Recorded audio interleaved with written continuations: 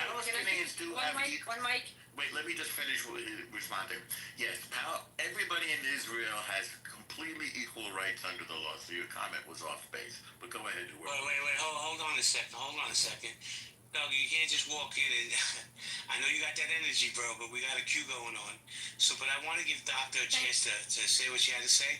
Doctor, you got a minute, and then I'm going to hand it back to Naya, who has a queue. Thank you. No, of course.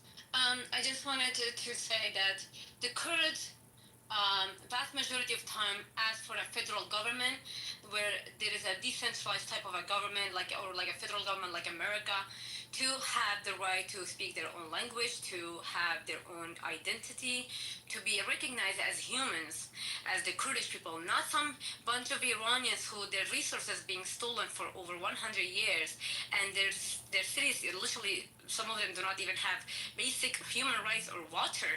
So the Kurds have asked for separation.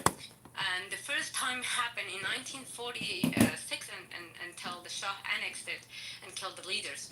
And then the second time it was during the second Shah, which they also asked again. They were betrayed and killed again. And the third time it was with the Khamenei, who also lied about it, who said that he's gonna give rights to the Kurds, and actually he killed them, and there was 10,000 of bodies being hanged and killed. So the Kurds have an experience with this Iran thing, and that's why the vast majority of the Kurds are so sick and tired of this narrative going around saying that they are Iranians, because the Kurds died to not be called Iranians. Doctor, can I ask you a question? Can I ask you a question respectfully?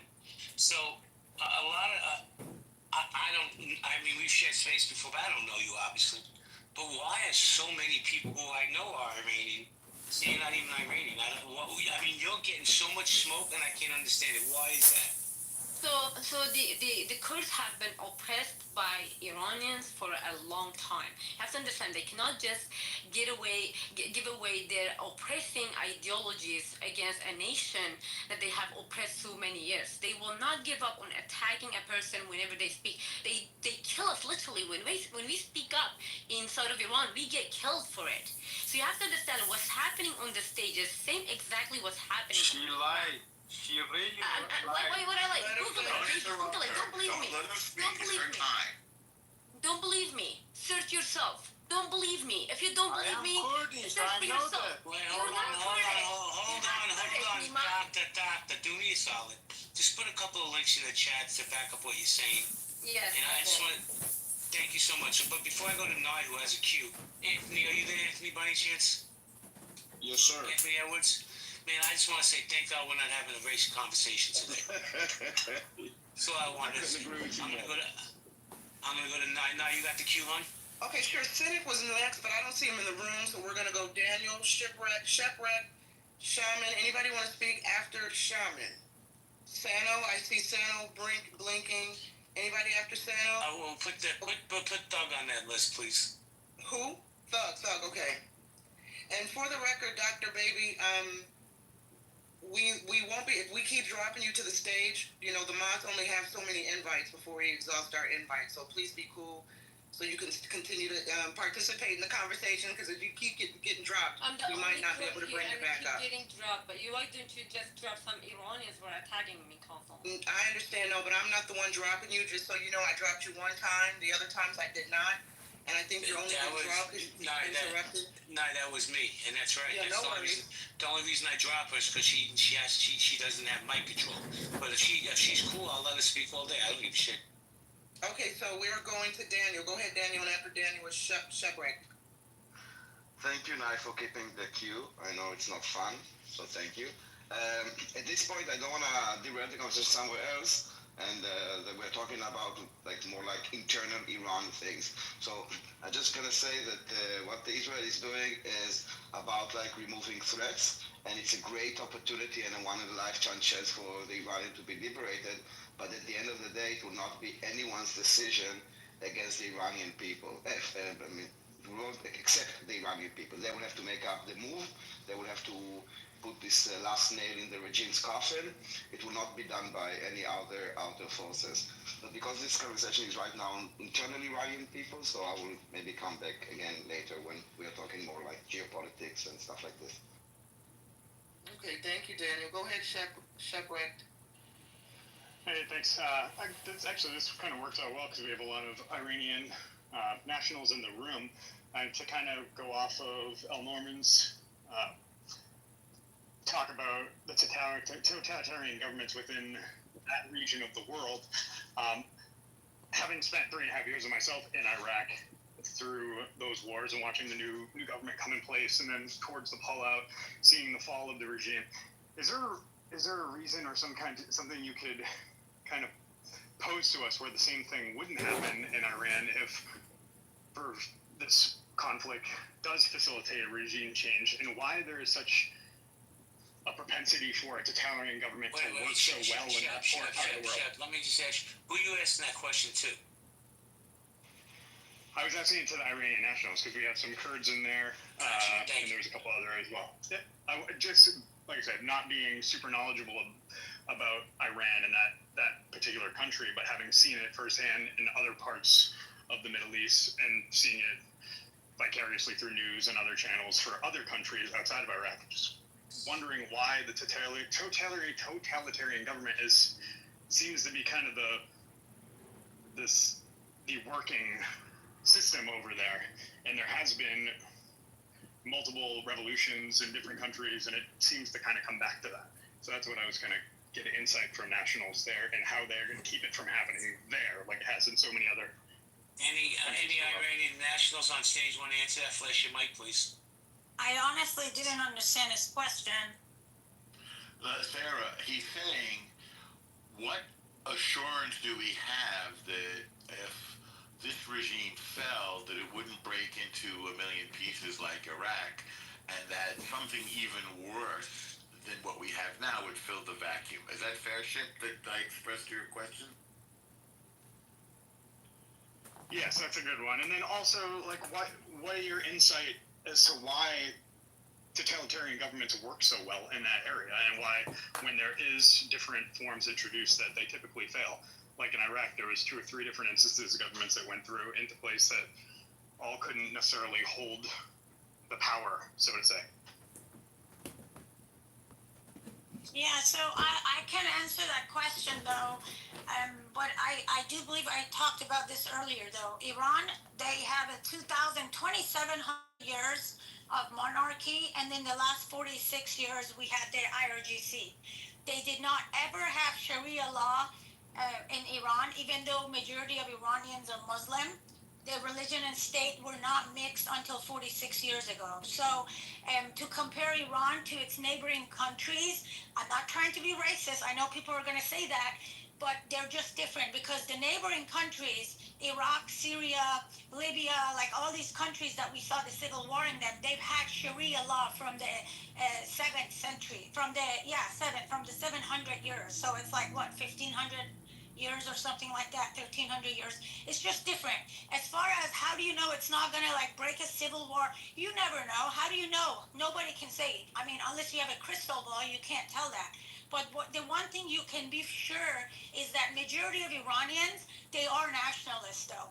Even though earlier we had like, people on the stage saying that, oh, like I'm Iranian Kurd and we want separating, blah, blah, blah. We do have about 5 to 10% of the Kurds, they want to separate, but they're not more than 10%. And the Kurds, Iranian Kurds on this app, they block those people. They don't even allow them in the Farsi rooms that they open themselves. We have about 5 to 10% of Baluchis that they want to separate. We have about 5 to 10%, maybe more of Turks. Maybe the Turks are like closer to 20, 25% who want to separate, but the majority of Iranians, they don't want the country to break. And this has been one of the biggest propagandas IRGC has used in the last 46 years to stay in power, because that is how nationalist Iranians are and how much they want to stay together. They've always said, if we go, Israel and West, they want to separate you. Israel wants you separated. West wants you separated. And everybody knows this. Those Iranian Kurds know this. If they separate, it's going to make it weaker. Name one country that split into pieces and it didn't get weaker. So that is my answer, but there is no real guarantee for what you're asking. Excuse me, my name is is Darius. Can I say something? My car is double parked, guys. They give a ticket. Darius, one thing, I know you and like you, but please don't curse out people, okay? Don't go by name. Just my talk God, about the issue. no. Oh, God love you, sir. No, I never do that. Yes, Oh, God love you. Well, you just did that last time you were up, if you recall. God Sure. love you. You see, guys, first of all, I want to say thank you so much for this round. Really, guys, we love you. Guys, I want to tell you with all of my bottom of my heart, I want to say Iran is one part. If somebody want to try to separate us, we have a hot bullet for his brain. You don't like Iran, please go. Please, whatever you want to do. But we don't give it your land, my friends. This land is belong to Persia. You know this belongs to over 3,000 years, 7,000 years. You think you want to separate it? Go ahead, go to hell. Okay, I'm sorry if I say bad word. Guys, we are one nation. We are one flag. We are not, listen, we have a Jew, we have a Christian, we have a Muslim, we have different language in my country. All welcome. We love them. But they want to be separated. We have a hot bullet for their brain. I'm sorry, guys, if I say so. Okay, I sent him down. Twice on the stage, he threatened to murder somebody. He didn't threaten to murder anybody. He was saying if you try He to said he separate has a this hot country, bullet for their brain. right? No, if they He try did. to separate their country, he Okay, did not. all right. Next That's not opinion. a- We don't have to listen to Can somebody I threatening to speak put a in bullet in normal? somebody's brain. Yeah. Sorry, doctor, I spoke so many times. I haven't spoken even once. So why you please, Hold on a second. please give my lips ready. Everybody mute up. First off, Sam, now you're lying because you spoke earlier. So I complimented you on your PTR. Now, I'm going to tell you why I'm giving Dr. Grace, even though I don't really know this lady. It's because she's standing on her square, and she seems to speak for a segment of whoever her people are. I don't know who she is and who her people are. I But- know who I am. Hold on a second. No, I don't. But I'm going to give you 30 seconds because you have speakers that haven't gone yet, and then I'm going to go back tonight and run the queue. Yeah, Doc. Yeah, you forgot who I am, but you know me. But okay, so basically, yes, Persian Empire was a decentralized government for one simple reason. They had different kingdoms under the Persian Empire because these were not the same people. They were not all Persians. They had multiple kingdoms under the Persian Empire. Same like today, Iranian Empire, who occupied all of these lands, are actually not all Iranian Persians. Persians are a minority when you look at the numbers of all of the people inside of Iran. Persians make up 27 million all of the country. Then you have 25 million Azeris, then you have 18 million Kurds, then you have 10 million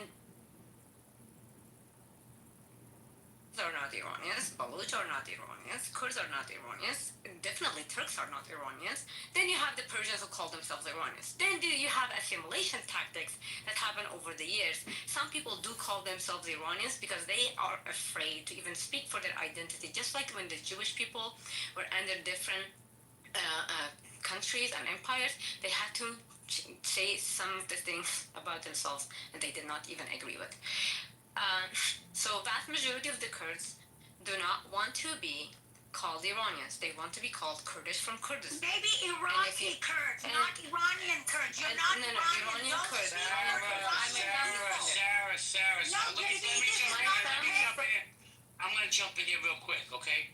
Sarah, I've given you a lot of grace. And guys, do me a favor. Don't mind anybody. Thank you very much. Let me run my room. So land your plane, doctor, and then we're going to go to news. Of course. So listen, my family ran away from Iran. Half of my family. Some of them ended up in actually America. Some of us ended up in Kurdistan, Iraq, which they gave us an asylum. Our Kurdish families. So we Kurds are all same people from Kurdistan, Iraq, Kurdistan, Turkey, Kurdistan, Syria, Kurdistan, Iran. We're all one people. We are Kurdish from Kurdistan. We are divided into four. There was actually in 1920 to give us a country, but then Psychospico happened and they divided us into four. We're not Iranians, we're not Iraqis, we're not Syrians, and we're definitely not Turks. There was one of the first independent movement actually started from inside of Iran, Mahabad Republic, which was one of the first independent Kurdish self-governing era. And we were slaughtered by the Shah, and that's why you don't know about us. You don't know about my people because we were killed to not be known. And every time I speak, you see how Iranians are jumping on my throat like crazy people, like inside of Iran, how they kill us just for saying that we're Kurdish. Lie. No, because that's why because when you lie. No, Hey, wait a second. Wait a second. Hang on. We're not going to do this. There's one mic policy in here. Okay, I don't care who is thinking that they've got the right to be able to speak over other people. It's not going to happen. Dr. Baby, please go ahead. Nobody interrupt her. Make your points short, salient, and to the point, if you could, please. Yes, Thanks. of course. I don't want to take more time and also like have phone calls because there are stuff that I should do for my people, and like some people online that they waste my time and your time. So I want to be clear. There is a very good chance that there's gonna be only an uprising by the minorities, but not by the Persians. And unfortunately, even the foreign minister yesterday, when the foreign minister of Israel posted something, they excluded the Persians as being oppressed by one simple reason, because the Persians were the ones oppressing all of the minorities. There is a very big, waking up by a lot of governments to see that actually these are grifters and they are only hijacking what's happening really. And Israel needs us actually right now. And I don't want Israel to be the only one in this fight. And as long as the Persians are hijacking this, it's going to be Israel alone. Why? Because nobody wants Shah back. Nobody wants Iranians, Persian empires. So the more this narrative goes around, there's going to be no uprising. But the moment that this dies out, you're going to see people rising up against this regime. There is actually a statement by the Kurdish leaders of the opposition of Iranian regime that they are saying that they are ready to fight, but for some conditions. And these conditions have to be met for a change to happen. And it's not only the Kurdish opposition, even the Baluch leader actually talked about it. Ahwazi leader is also talking about it. All of the opposition who have foot on the ground and weapons who can change the regime are talking about it. Israel is taking out, just let me give an update, Israel is taking out the capabilities of Iran to not harm the region, which meaning missiles, which Iranian regime doesn't need missiles to kill inside of the people. They don't need nuclear facilities. These are not created to kill inside of the people.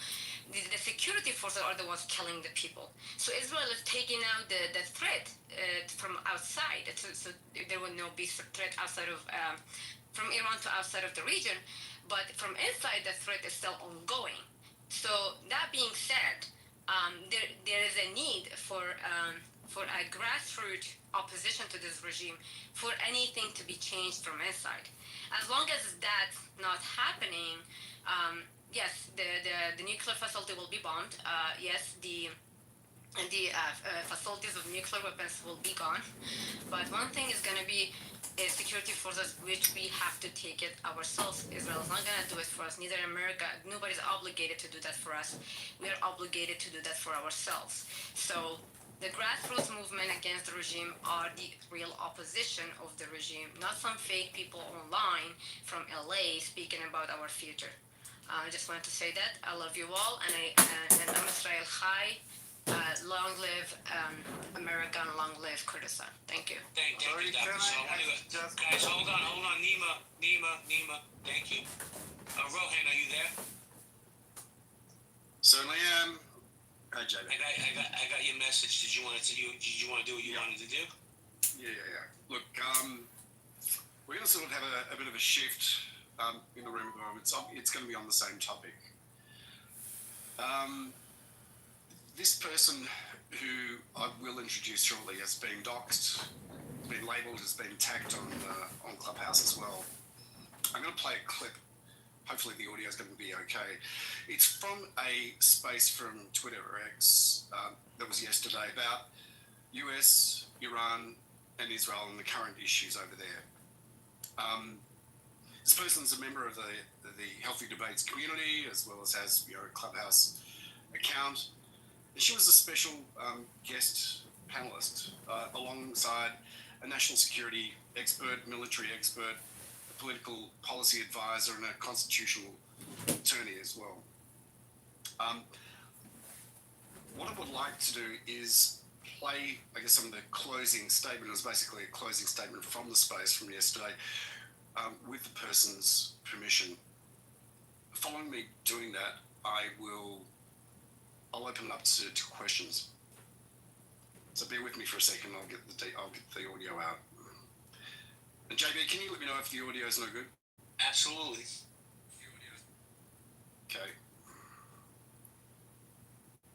Give me half a sec.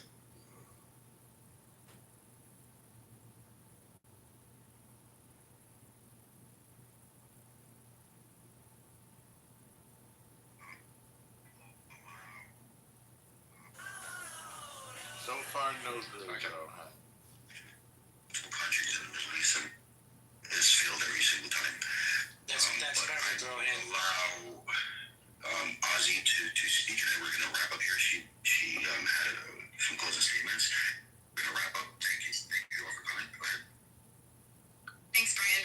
As you bring this to a close, I want to sort of return to a principle that has always defined my perspective from the start.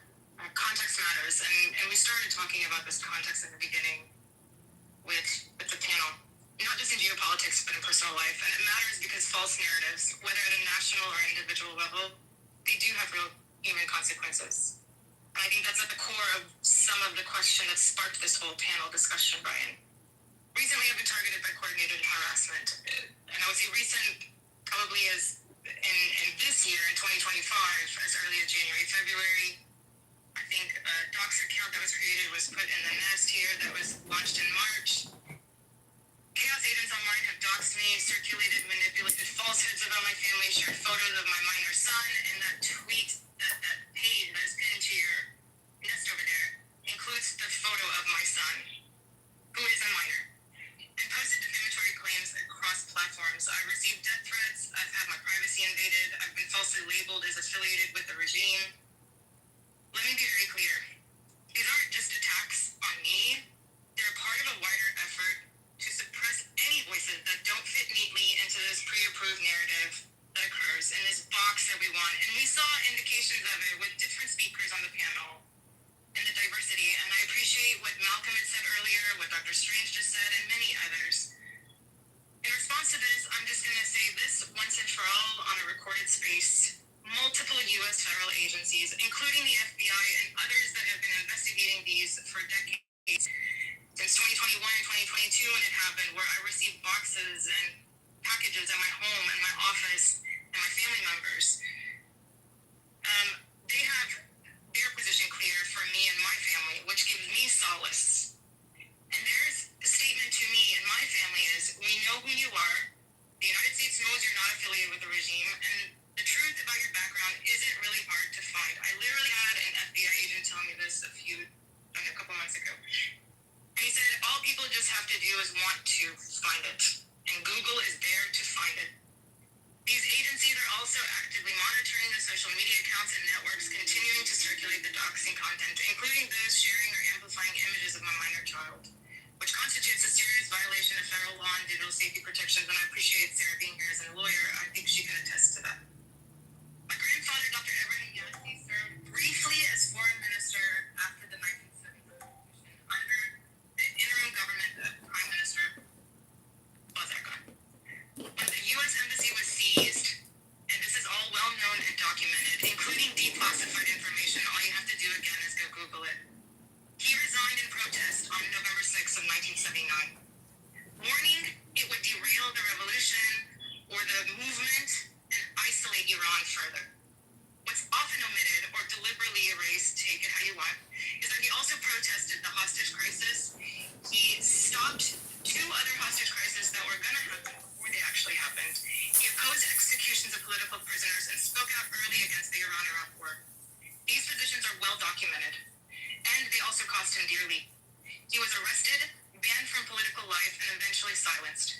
He later helped lead the freedom movement of Iran, a group dedicated to constitutional governance and civil liberties, and to bring Iran to the secular democracy that Hunter was talking about, that was the intention of the revolution at some point. One often overlooked but deeply important part of his legacy is that he did play a direct role in helping secure the escape and safe passage of individuals who were on execution's list, including Jewish Iranians, religious minorities. In fact, it's also documented that he supported a movement to bring to the forefront the persecution of Baha'is in Iran and others at risk in the immediate aftermath of the revolution. It's important to say this clearly from me, because some of the current doxing and coordinated harassment that I face that you all witnessed is rooted in a very deliberate effort to manipulate Jewish communities into hating me by spreading categorically false narratives about my grandfather and my family and who I am as an individual. Not who my grandfather was, not who my father was, but who I am. But the reality is facts matter, and so does historical integrity. And the historical integrity is extremely important, especially when we're talking about this stuff. Brian, you started talking about the Tucker Carlson interviews. We've seen Tucker Carlson even interview Dan Caldwell talking about the United States, you know, in this constant history of regime change wars.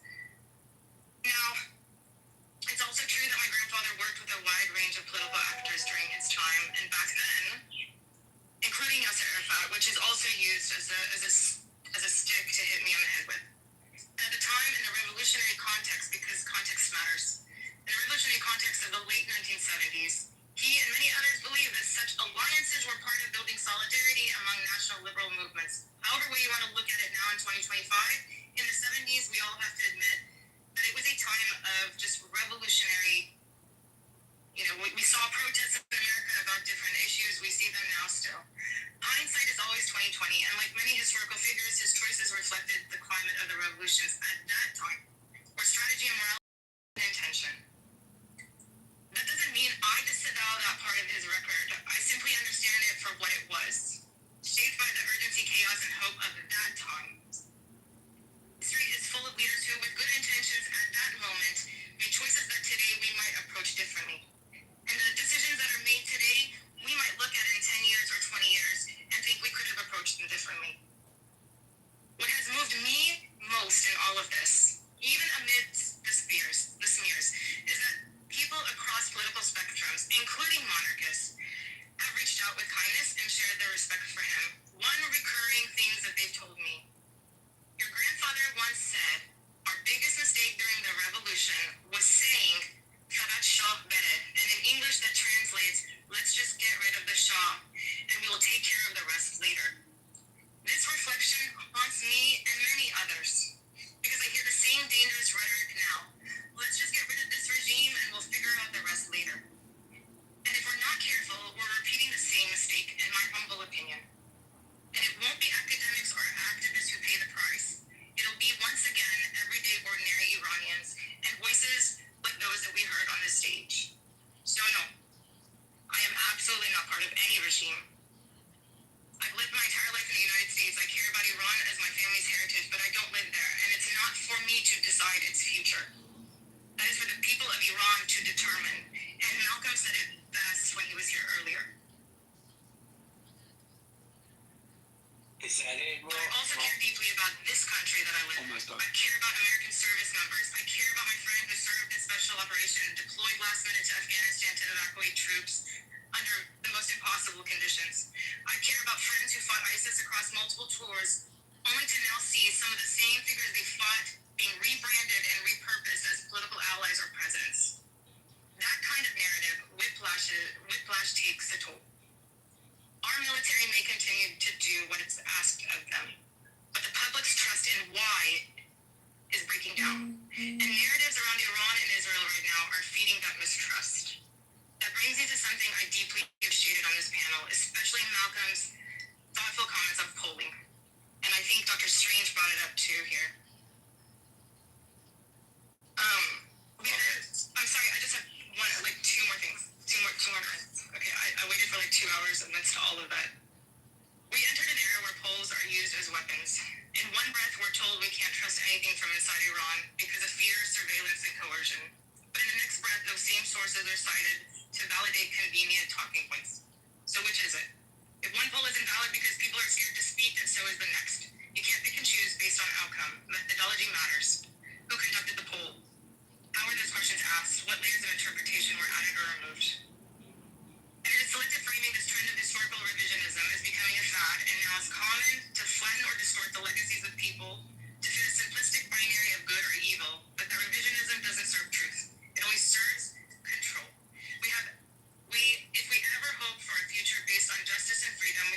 confront the full history, even when it's convenient. So let me close with this. The real threat to progress, whether in Iran, in the US, or anywhere else, isn't disagreement. It's the refusal to tolerate complexity. Doxing, smearing, and bullying aren't activism, they're desperation. The metaphor that I always lean back on is, if an egg is broken by the outside, life ends. But if it breaks from within, life begins. And Iran's future, if it's going to be just and lasting, must come from within, not through bombs, not through memes, not through external engineering, but through voices, resilience, and the agency of its own people. The agency of its people. And finally, what we've seen across this panel, from military analysis to legal framing to cultural insight, has been vital. And Brian, I really appreciate what you've done here. What ties it all together is a reminder that culture, memory, and language are not side notes. They are the main thread. And if we can't speak in ways people recognize that they're lived truths, we're not actually building anything sustainable. We're just rearranging narratives. So to Alan, Malcolm, Brian, and Sarah, thank you for the depth and clarity you brought. Malcolm, his candor and honesty around data and public trust were refreshing. Brian, to you, the host, thank you. Not just for moderating, but for curating a space where nuance, disagreement, and integrity were actually welcomed. And I hope that we have more spaces like this. Thank you so much. All right, so Rohan, you wanna have the dialogue? I just want to say, Miriam, I'm sorry, I had no idea that you went through all that, and I'm glad you're here. Rohan, I'd like to maybe introduce this person on her terms, finally.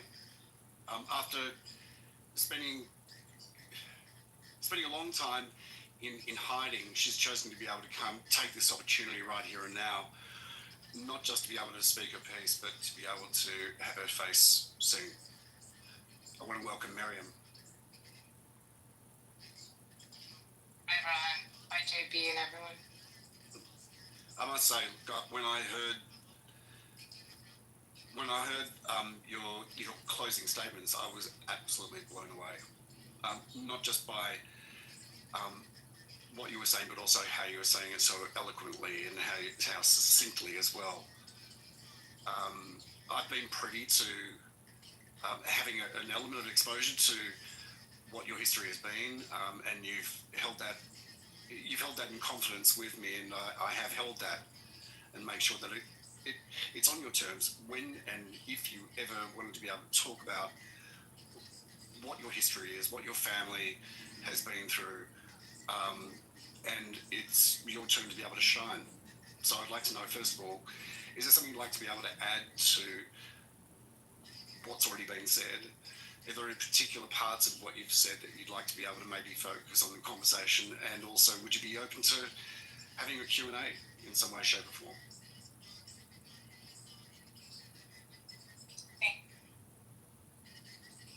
Very supportive. I appreciate that, and I appreciate the respect for my privacy, not just from you all, but from so many other friends, some here, some not. So I want to first say thank you about that.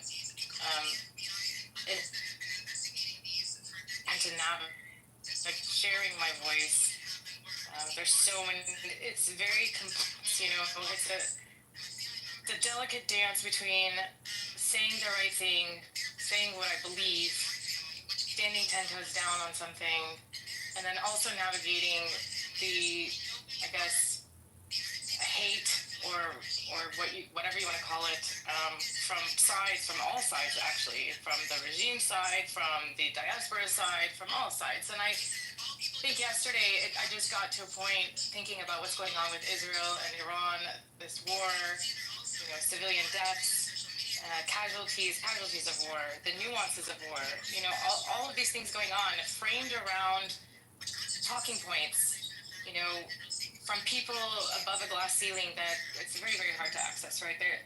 There's so many people at that level that are making decisions that impact all of us every day. So yesterday was a moment that I just felt like it was time to just kind of come out there. And even on X, I'm very low key. I don't really engage in stuff. And so when Brian Allen approached me and said, hey, I want to put together this panel, Alan Ayer was there, Malcolm Nance is very well known. He was in the military, served multiple tours. He was there. We had a constitutional attorney there. Another Brian was there, and he's a policy advisor. So it was a good, healthy panel of different people, different backgrounds. And so the conversation was framed around a lot of this stuff going on. And the premise of it was based off truth and the integrity of truth and the integrity of facts, whether they're uncomfortable to talk about, whether they fit the narrative that we want individually, collectively, in our silos, in our groups. You know, I sat here listening a little bit about, I think there was a Kurd that was speaking. I'm probably known and obnoxiously known for this, but I always give grace to everybody for their lived experiences, and I think there's truth in that. So it's very complex, and we have to acknowledge the complexity of everything going on. We have to acknowledge the fact that while Iranians and dissidents and political prisoners and those inside of Iran or outside of Iran that have fled, while they have disagreements or flat out hate the regime, there is a sense of solidarity and national pride and love for their nation, and they don't want to see this happen this way. And that's important to note, because in these kinds of environments of social audio where we're discussing and we're trying to unpack reality, it's very easy to become a you versus us, them versus me, and this narrative of like pointing people and putting them in boxes and labeling them if they don't subscribe to a singular sentence or a claim or a position on something, because it's very nuanced and it's very complex. And then we've got the diplomacy side of it, and we've got the chronological timeline of things. Those facts mean something. They are not just something to use to say, oh, you're whitewashing this, or you're justifying this, or you're trying to protect this narrative. This isn't a Iran versus Israel thing. This isn't a U.S. versus Israel thing. This isn't a U.S. versus Iran thing. This isn't anything versus anything. It's about how we are unpacking, dissecting, maneuvering historical facts with accuracy and respect, whether that fact is uncomfortable. So I just want to appreciate and say thank you for all of that. Pleasure. Look, I just want to highlight one of those things, one of the issues that you just brought up, and that is that a lot of people look at these types of scenarios in the same sort of framing as a game of soccer or a game of football. It's one team versus another. You're either on one side or you're on the other. There is always a nuance, and especially under these circumstances. And I appreciate the perspective that you bring into this conversation, and you do it in such a very eloquent way. At the same time as you have your truths, there are other people who are going to have their truths, their lived experiences, and they're living through the filter that they have adopted based on their bias or their own personal experience as well. So with that, look, I want to ask, is there anybody who'd like to be able to ask any questions to Merrick? Yes. Okay, who've we got there? Dave, yeah. So what? Hi, David. Yes, I think in this clubhouse, I think we need to gradually transition to truth and embrace complexity. I mean, most Western people have no clue how complex this region is. And the problem is for David, I'm going to pause you. Sorry, mate. Are you going to ask her a question directly about what she was? Yeah, I will just answer the question. That'd be great. So you, Marion, thank you. And you mentioned about all this complexity. How would you help the Western people to deal with this complexity, go through the truth? Because since October 7, we without many Westerners are very lazy and without putting effort, just come and black and white, because they are bombarded with a lot of misinformation for people who are pro-Palestine, and there are certain complexity as well with the struggle between pro-Palestine and Israel, but very often we find that there's a lot of misinformation to go through the history. There's always a debate between which version of history is true. So I'm asking you, Marian, if you are representing Kurt, how would you help us to go through the complexity and let the truth prevail? Dave, I appreciate that question. I've said this before, and I'm going to say it again. It requires intellectual honesty and not being lazy. Unfortunately, sticking to talking points, jumping on bandwagons, bandwagon legitimacy, not making the effort to understand the chronological order of things, why something happened when it happened, what are the nuances of how it happened, when it happened. We are, I think recently they put out a stat that said the average, attention span is like 8 seconds, right? So I appreciate everybody for listening to a 10-minute statement from me, but we have to be able to pause a little bit and make the effort to learn, to read, to understand things more. Because if we don't, and we stick to 8-second talking points and headlines, and we jump on those statements, we are really missing it all. We are not able to discern the truth and the reality and the facts, and that is going to continue to cause division. It's going to sow hatred. It's not, and this applies to Israel and Palestine situation here too. Every side has its own justified lived experiences and stories, right? And I'm going to repeat it again. We're at the mercy of people who make decisions claiming it's on our behalf, and we are not sitting at that table, right? We can hear about it, we read about it in the news, but we're not sitting there.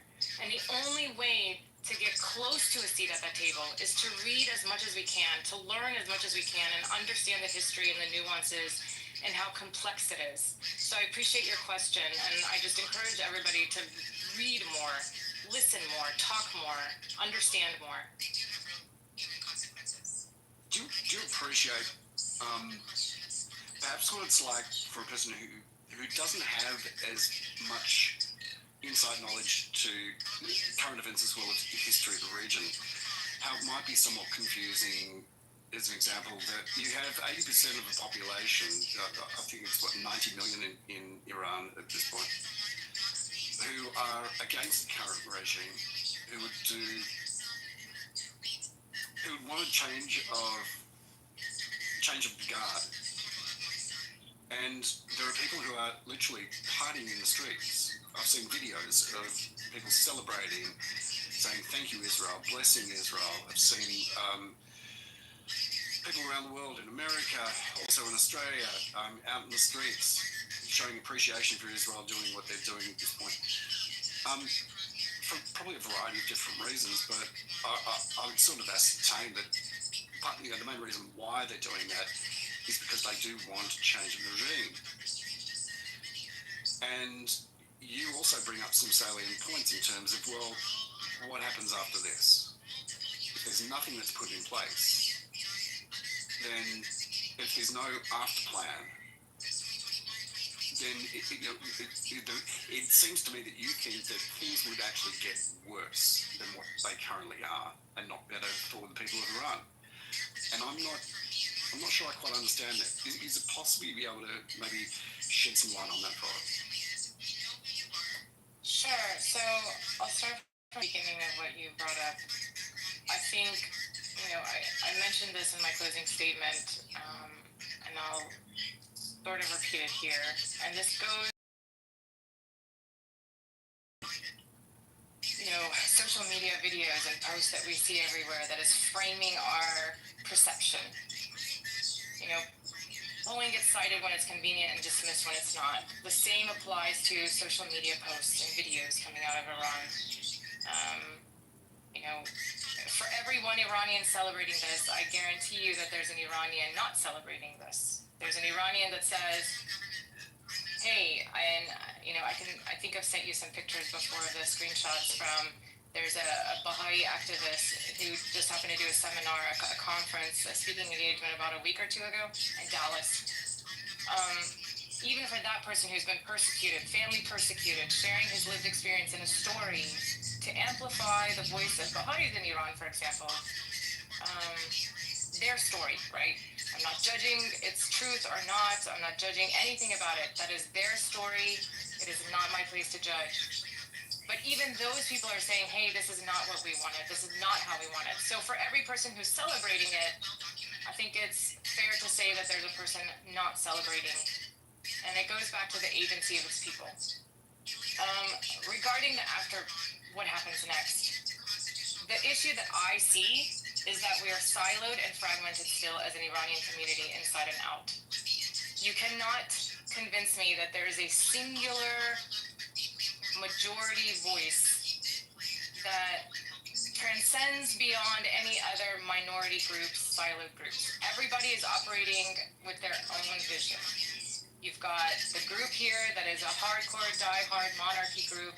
You've got the group here that says, hey, you know, for this portion of transition, for this next phase, we're going to support Reza Pahlavi as leader. You've got another group here saying, no, we support Maryam Rajavi and her 10-point plan. In fact, to the point where, in my humble opinion, Reza Pahlavi is laid $1 short. Congress has already, you know, said, hey, we're recognizing this as Maryam Rajavi. But that's another argument. You've got Kurds, you have Kurd separatists that are expansionists, not just separatists, but it's the expansionism side of it. You've got Kurds that are nationalists that want a Kurdish state within the state of Iran as its own autonomous area like you see in Iraq. You've got reformists, you've got people that are reformists by political affiliation, and then you've got reformists who philosophically believe in the engine, like the process of reform, like we see in the United States, and I probably fall somewhere around there. And then you've got, you know, your regime supporters that are diehard regime supporters, and then you've got loyalists, then you've got your hardline conservatives, and then you've got a whole bunch of people in the middle that are just afraid, like, what the hell's gonna happen? I don't even know what I want to do right now. I just want to go to work. I want to be able to feed my family. I want to live my life. Like, please, everybody just leave me alone. So when you have an environment that is so diverse and complex, politically, socially, emotionally, historically, it's very hard to say that right now we're going to have a unified process about what's going to happen next. And the reason I'm highlighting this, Ro, is because,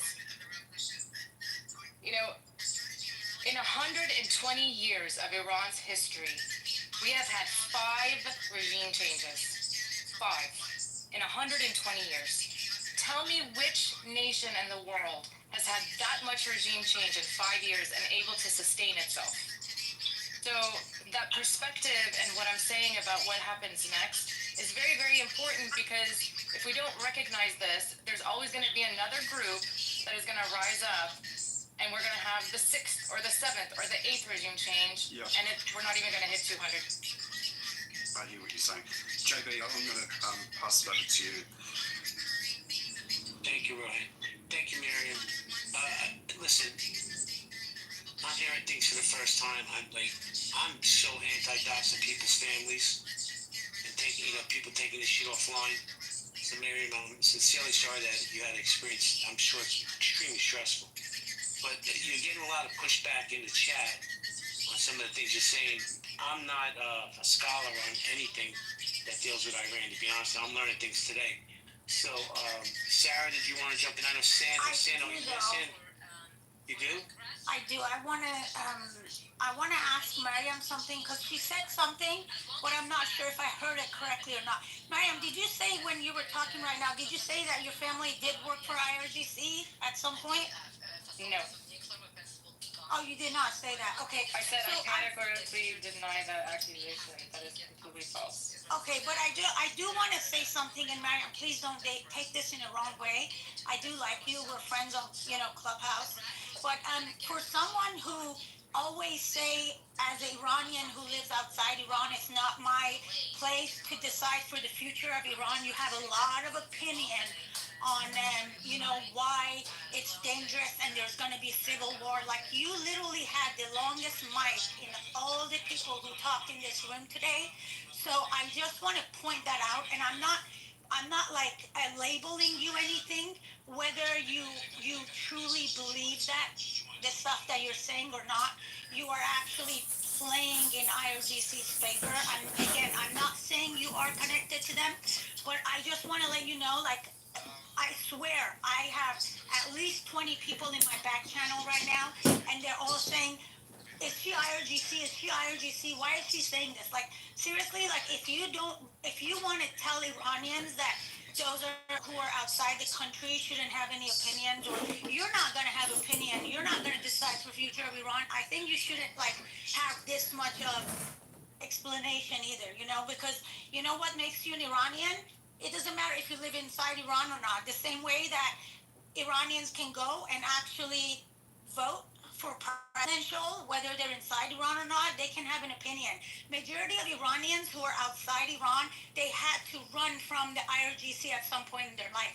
So they actually absolutely have the right to have an opinion. Every single Iranian has a single vote. And if you don't want to be involved, then please, I beg you, and I beg you on behalf of every Iranian who's anti-regime and they want them to go, please just sit quietly back, because you always have a lot of opinion, but then you always also say, oh, I'm not going to make decisions. That's all I just wanted to say. And I hope you don't take it in the wrong way. I'm not trying to label you. I'm saying it as a friend. Okay, so I'm going to start by saying there's two types of people, glass half full and glass half empty. Your perception is your reality, so I can't change the minds of anyone who wants to take what I said and hear how they wanted to hear it. I said what I said very, very clearly. Okay, so I'm not going to go back and forth about, trying to debate or defend my statements. I was very, very explicit with how I said it, how I framed it. So there's always going to be a group of people who just don't want to hear what somebody's saying for what it is. Rohan, I'm going to hand the room over to you since you're the administrator for this house. Great conversation, guys. I'll be back. See you back here soon, JB. Sarah, look, I just want to say thanks for making a comment, also asking a question so politely as well. I think we were pointing out before that, like, Miriam's going to have, she has her scope of the situation that she is going to be able to talk about.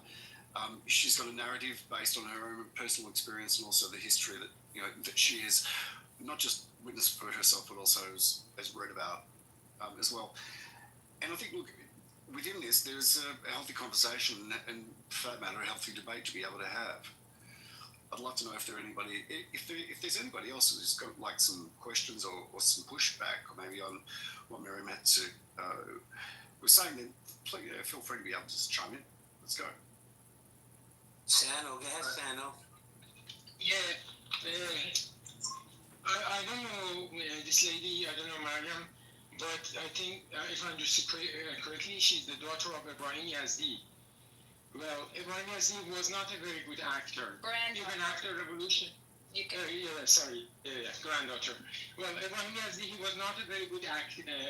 He was not a very good actor, good figure in the history of Iran. Well, he fought for the Islamic Revolution.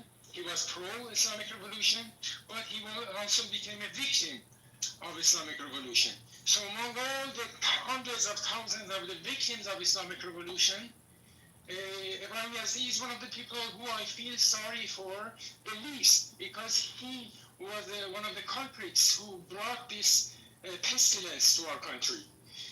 And so just my question is, so Mariam, if you understand correctly, you oppose regime change in Iran right now. So is it because Israel is involved? Is it because of your hatred for Israel that you are opposed to it? Or is it because Pahlavi is involved? For which of these two reasons is that you are against? Is it because of your hatred for Israel or your hatred for Pahlavi?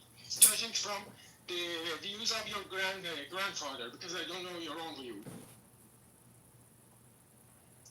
That's really interesting. I don't know where you got the idea that Mariam is anti-Israel.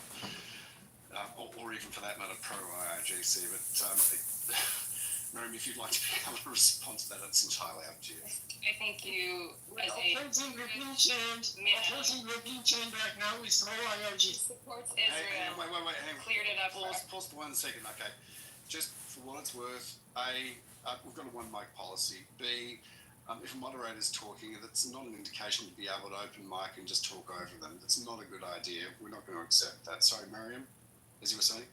I was just saying that as a Jewish man who supports Israel, I think it's fascinating from the outside in this current climate of trying to label people a certain way to, and I said it actually when you played my statement in the space.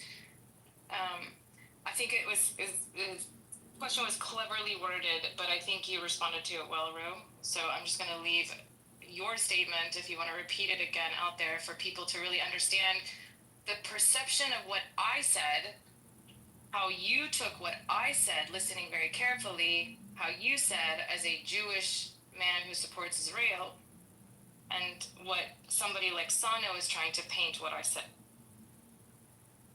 Sano, I don't know how you came to the conclusion that Miriam is anti-Israel and pro-IRGC. Is it possible you've misheard something? No, I'm just asking. I'm not saying she's anti-Israel.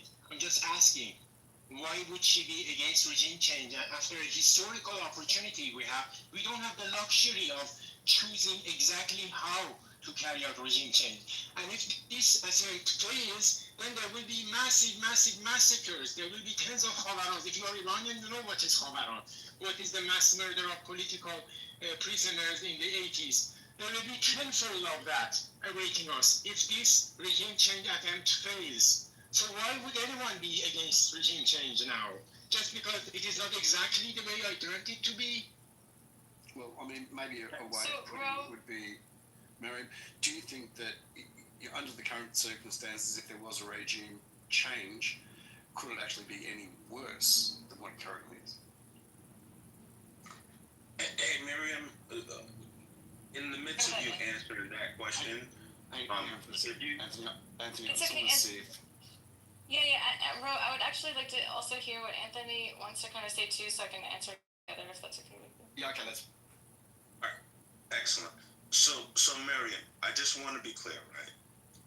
Do you think it's a fair stance for someone to feel if you're anti-regime change that makes Miriam pro, IRGC? Do you think that's a fair statement?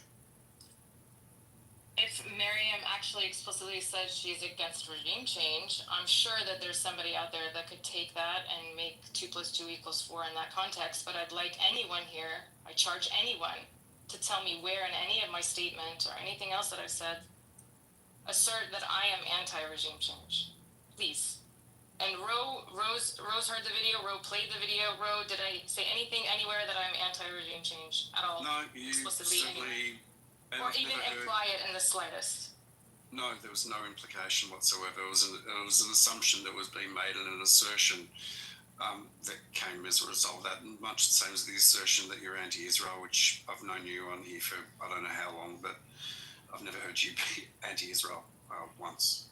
So to be clear, Miriam, I haven't heard you say anything that indicates that you're anti-regime change. I was just asking the question as a concept. It's not based on something you said. Multiple people have asserted that you're anti-regime change. I haven't heard you state that. I would like to say something. Is it okay? So from what I hear so far, this is more about ancient people, Kurd. They are divided now in Turkey, Iraq, Syria, and Iran, right? Most of them are in Turkey. What I hear from Marian is there's a lot of complexity. The history timeline is very important, and she just hoped that in this discussion of how the regime change will take place, that people do not totally ignore.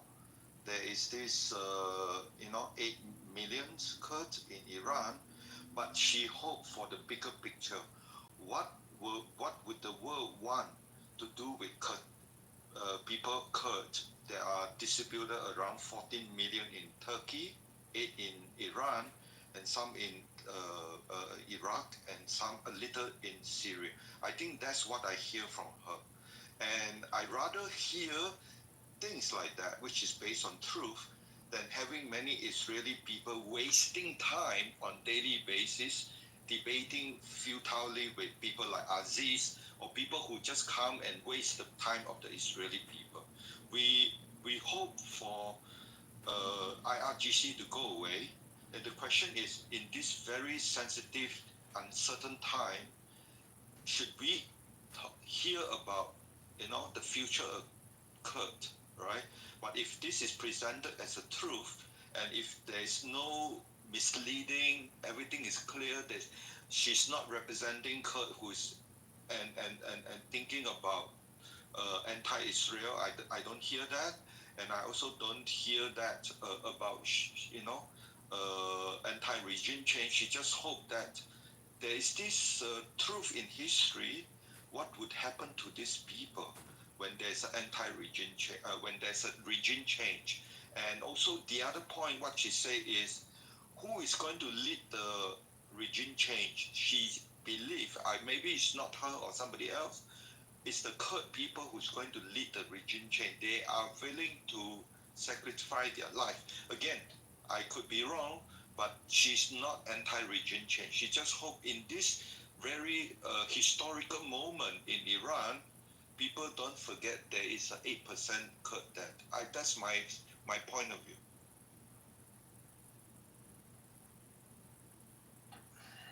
Mariam, did you want to follow up with that? Sorry for interrupting that. Well, sorry, Let me Mariam. clarify, Look, Sarah. there is a- Sarah, hang on. Let me clarify. No, there's a guy in the chat who's like making very, very nasty comments. Maybe somebody wants to. It's okay. I see it, but I think it's also important to see that it exists there, Sarah John. Okay, because that is also telling. Again, we're talking about complexities of all of this. There are people out there who make the statement, nuke Iran, right? I mean, they even create an account about it. We can disavow it, we can get upset about it, but we can't ignore that it exists, in my humble opinion. To answer Dave, I think I understand where you're coming from with the whole reliance on the Kurd part and bringing that. I didn't say definitively that it's Kurds. I said in response to Ro, when he asked me about this, I said that the complexity of it does cause a concern for me looking at it from the outside based off of 120 years. So when you have a population of Iranians globally, 80 plus million inside, and you have so many different factions and people that subscribe to a different type of political affiliation or ideology, it begs the question, where's the utopia? Where's that utopian leader or group of leaders? If you really want my opinion, I think that the leaders of Iran are in those jails.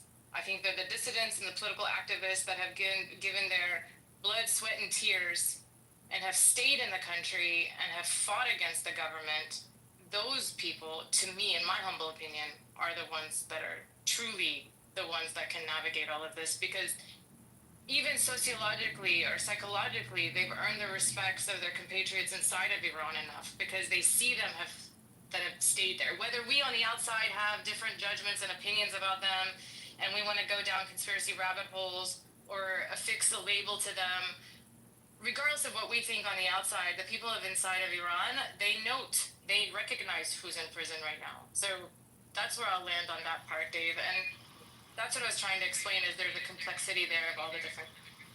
Let me chime in here with a quick question. I think the commentary in the chat and you referencing it, Miriam, begs a provocative question. And I'd like for you, if you could, to answer it directly. The question is this: do you think that Iran should have nuclear weapons? And if so, or if not, why or why not? That's a great question, TC. That was actually a question we were talking about yesterday, and I've been on different panels talking about this.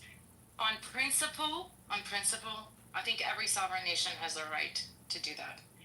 The issue about Iran having nuclear capabilities started actually in the late 1960s and 1970. So during that time, there was I think it was Project Flower. You had the Shah of Iran back then, the late Shah, asking the United States for the ability to develop a nuclear program. The question right now is, do we trust this regime enough to have a nuclear program? My question to that is, what type of government would anyone trust to have a nuclear program? And the foundational principled question is, does every sovereign nation have the right to do it, right? Have the right to have it. And so if you look back at the history of Iran, it's not exclusive to 46 years, this question about nuclear programs, nuclear reactors. The Shah of Iran had a program to have 22 or 23 nuclear sites. Before Ford was Nixon. Nixon said, okay, let's work on an agreement. Let's talk to each other about this. So they had that. Then you had the Guadalupe conference that happened. In the middle of that, you had Ford come in. So the complexity and the accuracy of the chronological timeline of all this lends itself to the question of, when will the West or anyone in general be satisfied, and what regime will be satisfied for something like this to happen? So on principle alone, yes, I believe that Iran has the right to have the same things that Saudi Arabia, Pakistan, Israel, America, every other country has. I would be a liar if I said that I didn't agree on that. So I'll leave it there. Let me if I could just follow up on that, if I can just follow up on that real quick, and then I'll hand it right back off to you. Yeah, sure. I think I know where you're going to go with it. Yeah. I don't, and don't take this the wrong way, Miriam. But I asked you to answer the question directly because I wanted to evoke a response to the question that's guiding the conversation, which is, what is the utility of a nuclear-armed Iran? We're not talking about nuclear energy. I'm talking about a nuclear bomb. And so the question was, in your opinion, should this current regime have a nuclear bomb? And if so, why? And I think you gave a principled response, which I respect, and I can respect that response, because if everybody else is entitled to it, then why shouldn't Iran be entitled to it? That's fair. But considering the implications of this current regime armed with a nuclear weapon, I guess agnostic to any type of principled or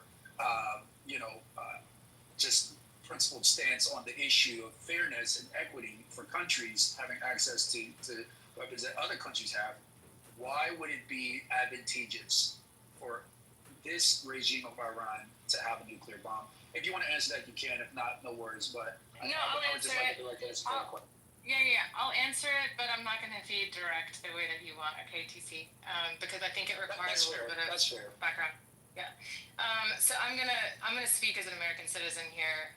My statement before was as an American citizen, and also pride in my heritage and the fact that Iran does deserve this. And this has been a question since I said from the late 1960s and 1970. There's been a lot of talk about JCPOA, right? So when the U.S. backed out of JCPOA, although Iran was still in a nuclear agreement with the E3 nations, France, Germany, UK, there were some agreements there, it got out of hand. So Iran went from 3.67 to 60%. That's a big jump.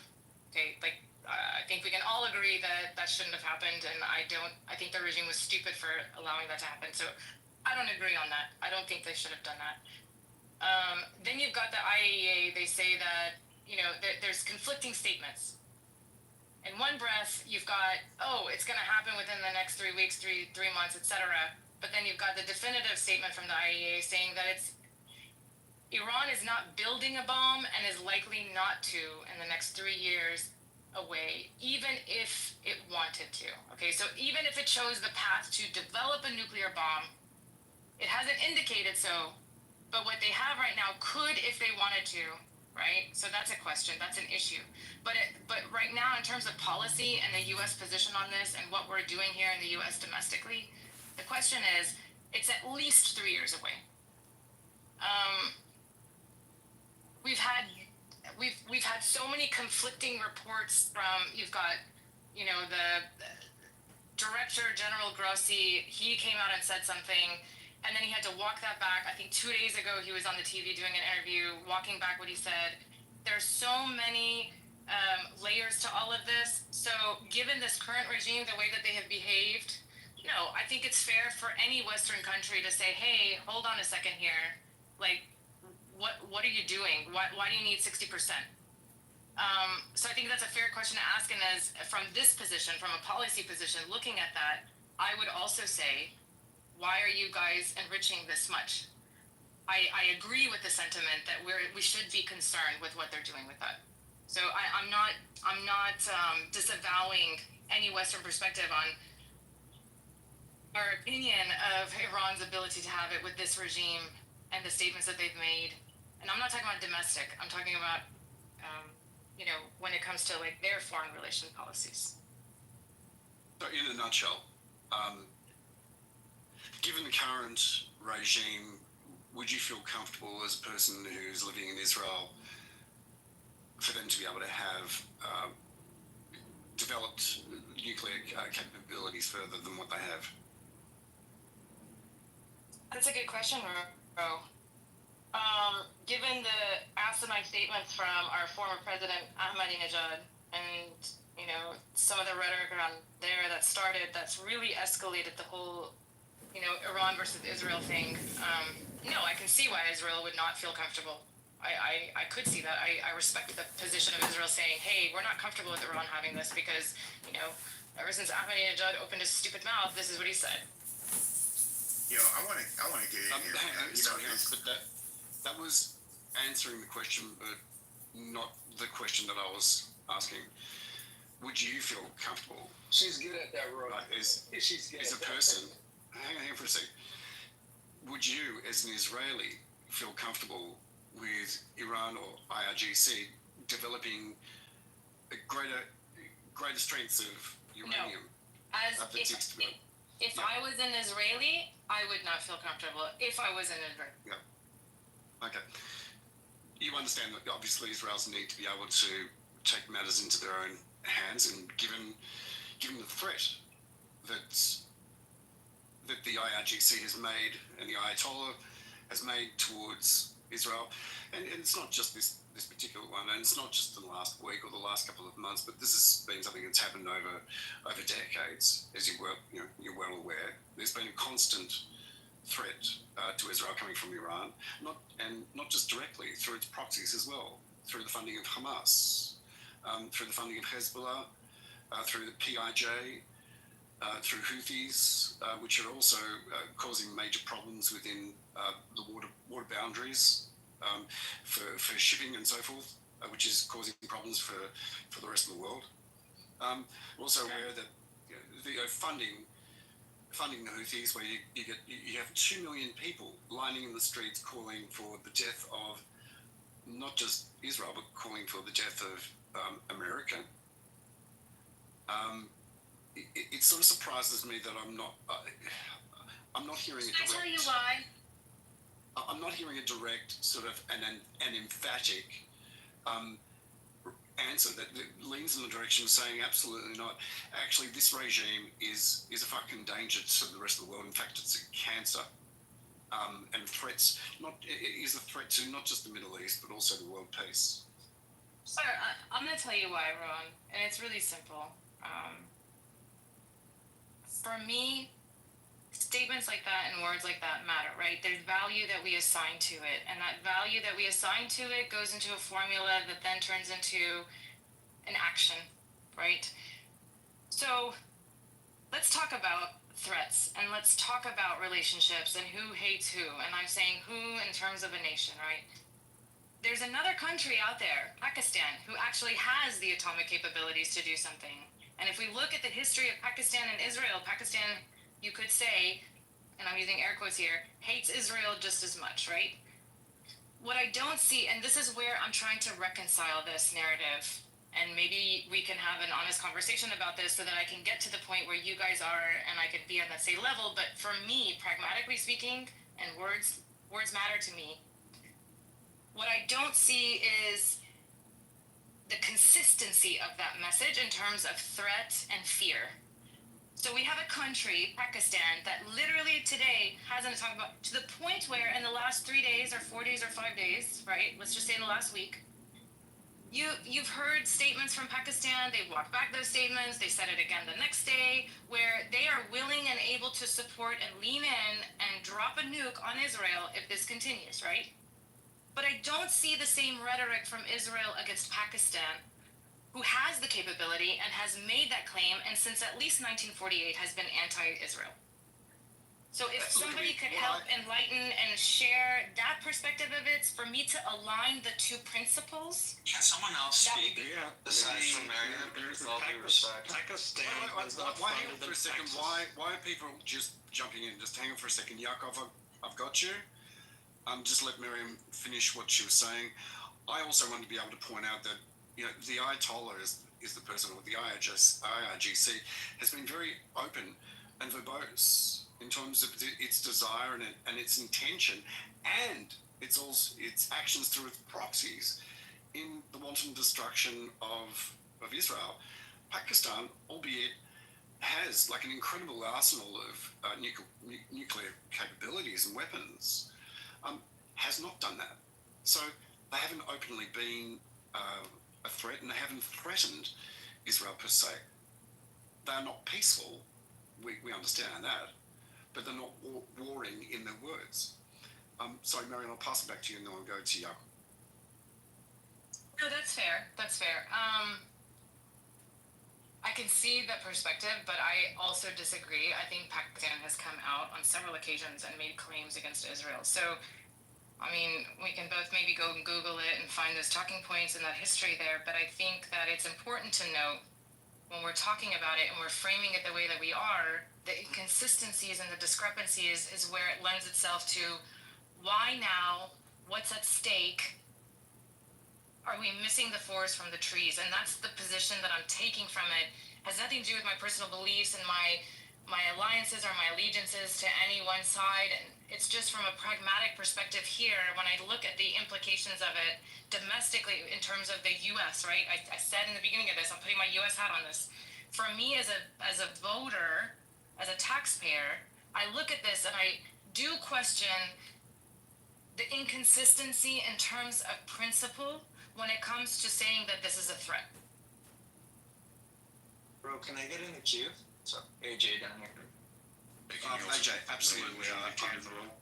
Thank you so much. AJ, I'm really glad you came up here. I was trying to get you up here a little bit earlier. I'm going to pass the mic over to Yakov, who is, I think you wanted to ask a question. No, you made my point that Iran is actively funding Hezbollah, which has been firing 10,000 missiles from October 7th on into Israel, and prior to that, many thousands of missiles. The Houthis with their ballistic missiles and Hamas. So it's just not a fair comparison, I think. There may be rhetoric from Pakistan, but there isn't active funding to topple the government of Israel. You mean apples aren't the same as oranges? Thanks, appreciate it. AJ, how you doing? Nice to see you. Great, thanks for having me.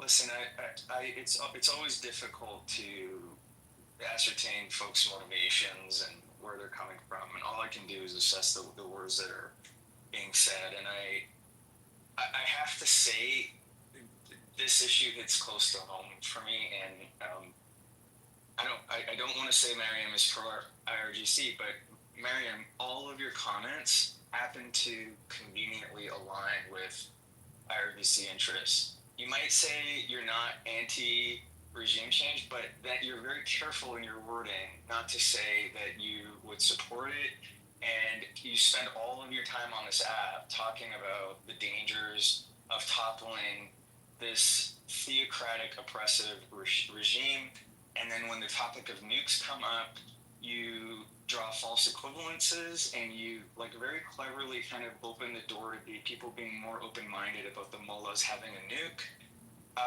Okay, yeah, the program is so peaceful. The Iranian nuclear program is so peaceful that they buried one of their nuclear sites 100 well below a cave, and even though that they were bound by an IAEA agreement in 2003, they only revealed that they had the Fordo site in 2009 after it was discovered by Western intelligence.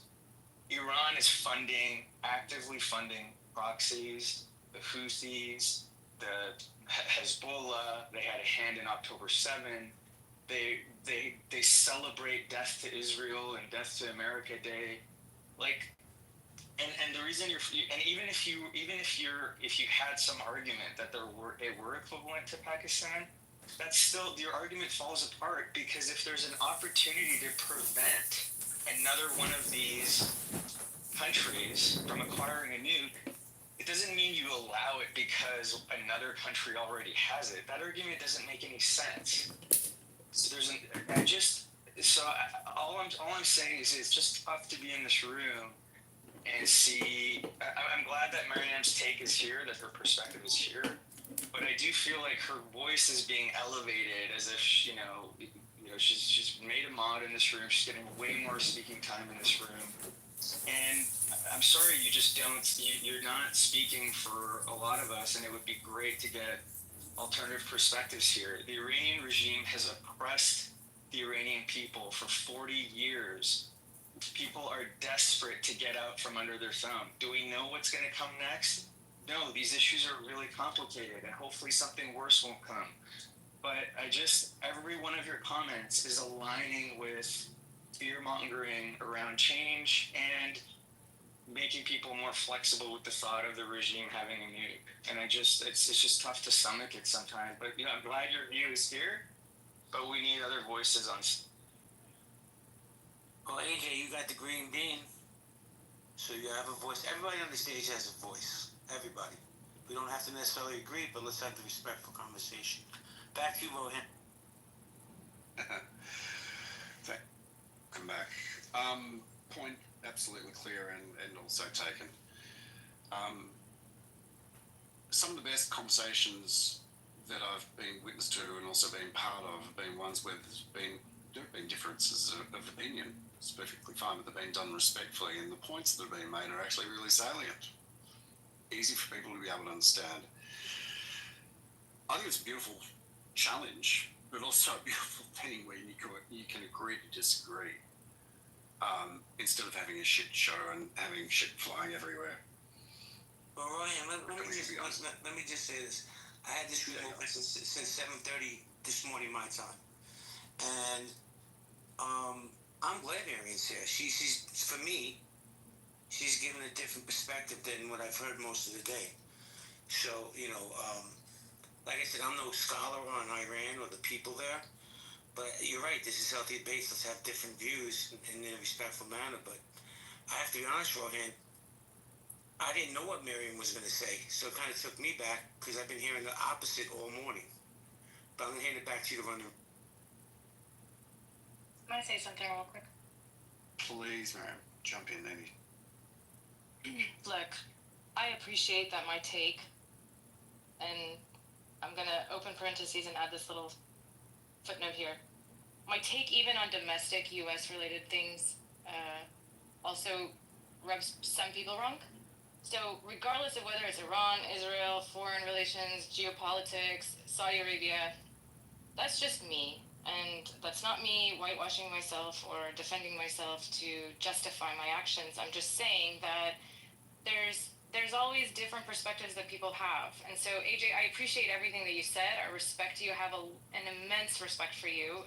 You and I have been, friends on Clubhouse and exchanged ideas and thoughts on a lot of different topics.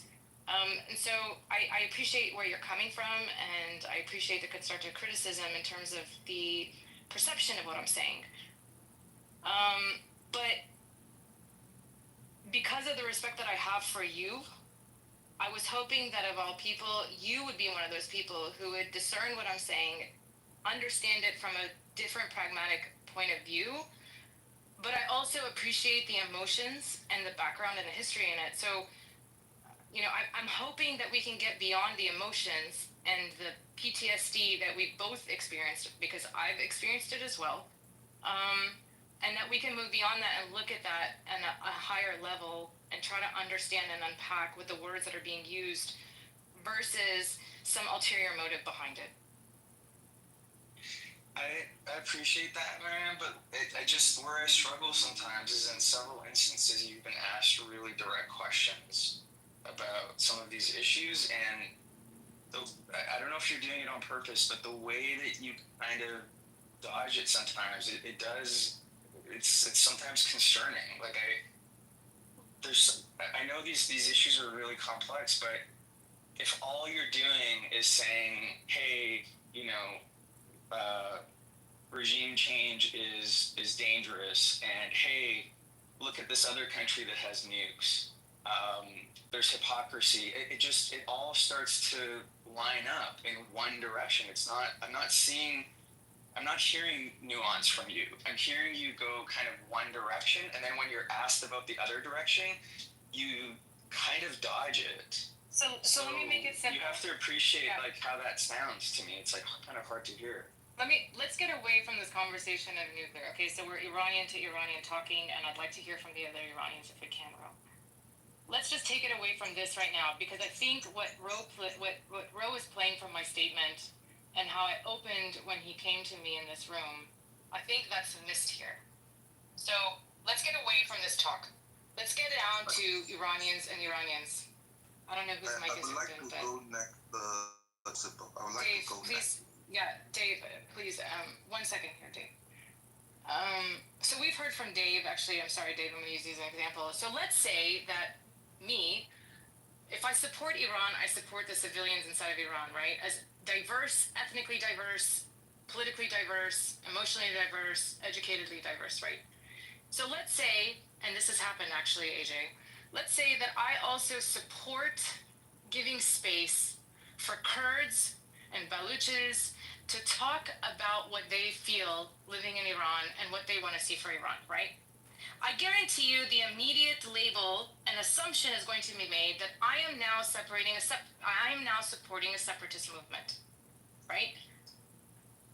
I'm using this as an example because at the end of the day, before we start talking about regime change, and this goes back to Rose's second question to me about what are my concerns, what do I see about the day after, about tomorrow? And I very explicitly said this, so I'd like to have an intellectually honest conversation about this. Knowing, and every Iranian in here right now knows, the complexity and the diversity of the total population of Iranians. Knowing that, I would like one person to tell me how they envision this to play out when times have changed. Social media has created platforms for people to get together more in solidarity in their silos, in their groups. So I'd like to know, in that scenario, how do we see it's going to play out? When you've got somebody like Dave here who has I'd like to changed answer. words that I said. No, not you. I asked AJ for a minute. Hold on. I would like to know answer this. your question. You keep repeating yourself. Are you Iranian? Are you Iranian? No, you're not. But I don't believe you have to be. I didn't know you had to be Iranian. I want to speak to you. Randy, hang on, please. I mean, because you're making a big speech just to make one little question. No, this is an important point. You want to know what happens after. Randy, hang on, please. Are you familiar with the former Yugoslavia? Randy, hang on. Okay, so you can't hang on. I'm sorry, Rev. I helped him hang on. I helped him. So AJ, I would like to know, as we're having this conversation among friends who are not Iranian, and we're trying to have an honest conversation about this, I'd like to know how we're supposed to reconcile that with the diversity that we have. Yeah, I'll be really quick, and I'm going to get on an elevator here and would love to give other people a chance to speak here. Look, I don't have the answers. This is really complex. I'm actually one of the few people on this app who's capable of saying the words, I don't know. I know it's a really uncomfortable phrase for people to say. It's very complicated. Who knows what will come after? Hopefully it won't be something worse. All I'm saying, Marianne, is that if your only message about this opportunity to topple this thick theocratic regime is just instilling fear about removing them, and you're not saying anything else, that's concerning. I agree with you that it's scary about what will come in next, But what's different between what you and I are saying is I also talk about the great things that could come from toppling a regime like this, whereas from you, all I hear is the fear. And I'll let some others speak. All right, Yeah, let me jump in for a second. Can someone else talk? Yeah, Randy, relax. I'm coming to you right now, bro. I got you. That's what I was gonna say. Listen, let's show some grace and some space for Marion, please. But Randy, attack the point, not the person, please. Go ahead. I never attacked the person. I was making a point. Yugoslavia was a country. Now it's several different countries. And the same thing could happen to Iran. We've heard about a huge Kurdish ethnic minority. There are other, Iran as a state, it will turn into several states of ethnic groups. The same people who believe that Palestinians deserve their own country should also believe that different ethnic groups in Iran should have their own countries. And that is one logical outcome. Just one of many. Thank you. Guys, can I get a mic a bit later? I've been asking for like 20 minutes. Go ahead. After Marion response, thank you. Oh, thank you. Can you hear me properly? You're coming through loud and clear, Giffy. Yeah. So if you let me answer to Randy a little bit and to Mariam as well. Unlike, I'm not trying to diss anybody. I'm just stating facts. Unlike most of the people on this scene, I live in the region. I don't live in Iran per se, but I live pretty close to it, and I have a lot of people that I've helped shelter that run away from current regime. So first part of my answer is going to be about what Mariam said, and then I'll go to Randy's point. So let's go back to the Pakistan thing. There's a lot said, but there's another thing about Pakistan that is still, it's flawed, but it still is a democracy. You saw what happened to Khan when he tried to basically take over the country. They took him away. Now they have a different government. And with Iran, it's more hate towards Israel because it's first of all one of the main pillars of their whole affairs, like international affairs. And another thing is that it's been funding groups that don't make sense, like Hamas, because Sunni Muslims, they hate Iranians because Iranians are Shia. They just fund them out of spite. Another thing is that, Mariam, I'm not trying to attack you as a person. I'm just saying that at first I thought you were a reformist, and I would agree with that because there's a lot of delusion going on, like, oh, let's bring Shah back and all that. This will most likely never happen, but the more I listen to you, it more sounds like IRGC stuff, which I cannot support. And I think in general, less nukes is better. And Iran's proved itself to be a bad actor. Answering to Randy, nobody will ever allow Iran to break up for two reasons. First of all, Kurdistan will never be a country, and I'm not saying that. I don't place hate for Kurds. I have a lot of Kurdish friends, and I love them and I support them. But Turkey, Iraq, Syria, all those countries will never allow Kurdistan to become a country. If it becomes a part of the country in Iran, then all the other Kurds will want to make it a separate state, which they will not let happen. Even though I love my Kurdish friends, I support them, but I don't think it is possible in the current political climate. Another thing is that none of the Western countries will allow Iran to break up or to have a violent revolution because of those kilograms of enriched uranium they have, because some bad actor may just steal it and go away with it. So that is another problem why no one will ever let you have a violent revolution in Iran or let it break up in different states. I'm done.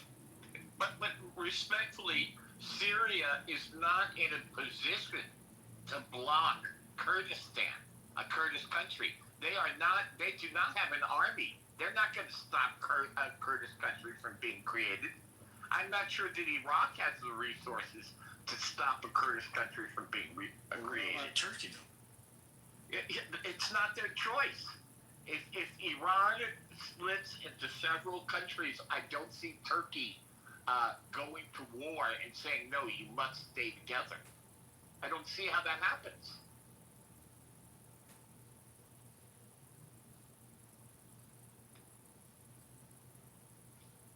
Can I respond to something real quick here? Yeah, of course, Miriam. Go ahead. Baby? Yeah, thanks. Okay, so I'm going to repeat this again. When Ro asked me earlier about some of my concerns, or what would I see tomorrow if there was an opportunity for a movement and a revolution, I was explaining the nuances. I mean, right now, just in the last like 5 minutes, we heard mention of separatists and Kurds and all these different groups, right? We have to be able to talk about the multiple elephants in the room, if we want to have a conversation about this. So if I don't take a position on anything and I speak more like analytically or, in different ways, like I think probably aggravates TC and so many others, it's because it's so complex. You can't just fit it into a singular answer. And we just saw an example of that.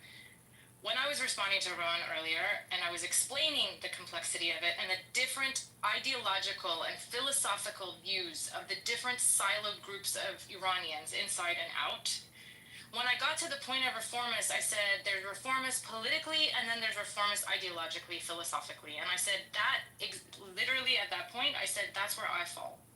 So I can't remember who it was. I think it was Givy who said this. That's where I fall. And I fall that way because I lived in the United States my entire life, and we are a reformist system philosophically. We reform, and our bills, our policies, our procedures, our narratives, from everything, we build 250 years of America based off of reform. And so that's the guiding philosophy that I personally hold. I don't fit into any boxes, so you can't fit me into any box when it comes to Iran politically. It's very hard to do, and I think that's part of the problem is because people want me to be assigned to one box, and I'm not.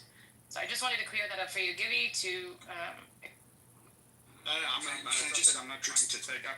I'm sorry, AJ, I'll just respond 10 seconds. I'm not trying to attack you in any way. I just said that a lot of points maybe from in that direction. And I personally, I don't support reformist as an ideology. I think personally, in a perfect world, a whole regime change would be good in Iran, but I think that is the most likely direction they're heading if anything changes.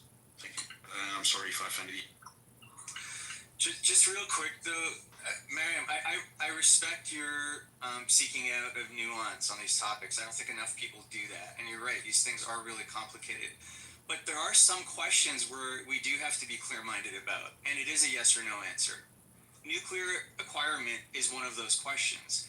When someone asks you point blank, should the IRGC acquire a nuke, and you start talking about, well, it's complicated because, Pakistan has a nuke, and where is Israel's smoke for Pakistan, et cetera, what are you saying? It's one or the other. Like, you can't have half a nuke. So either you are comfortable with the idea of a regime like the IRGC acquiring a nuke, or you are not. Like, there is no spectrum there. So I think that's where I struggle with. I feel like sometimes you are seeking out important nuance, but other times I feel like there's a little bit of kicking up dust in the air to overcomplicate a question that we should be more clear-minded about. Let me chime in here. So you missed everything I said there. No, here, Miriam. Let me if I could. Sounded like he was listening. Paul, with all due respect, Paul, I'm gonna defer to sort of TC. I'm gonna get Miriam to be able to respond to that direct question. Actually, I have a suspicion that TC is going to say what I want to say. Well, I just wanted to chime in. I don't think this is fair to Miriam. I know she has come on the stage and has been a focal point of conversation. I asked the question purely provocatively because I thought it would evoke this type of response in terms of conversation. With that being said, I have to be honest, I come from a Western perspective. You guys are coming from a Middle Eastern perspective, and I respect that.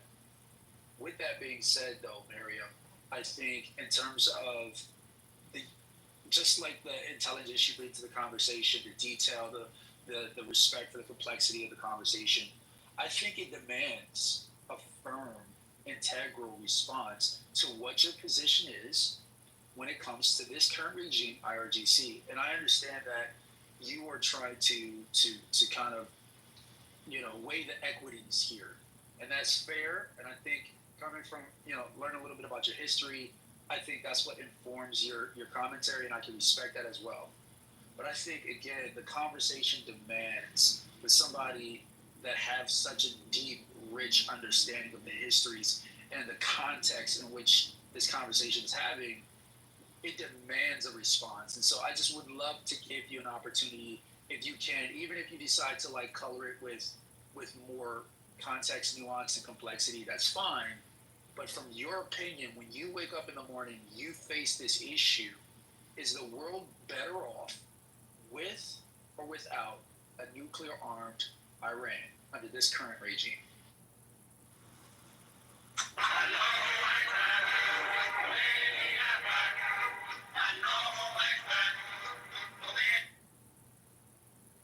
Yeah, okay. And we're going to get one idiot. That's all right. We found the schmuck. Okay, he's gone. Mariam, look, I think it's fair. It is a fair question. I was asking a pretty direct question. It wasn't about trying to pin you into a box in the slightest. It was about, look, for me, it's a matter of trying to understand. Honestly, it's about values. So I'd like to be able to understand what your values. So when you asked me as an Israeli, if I were an Israeli, do I understand that? How did I answer that, Rob? You said that you'd understand the concern.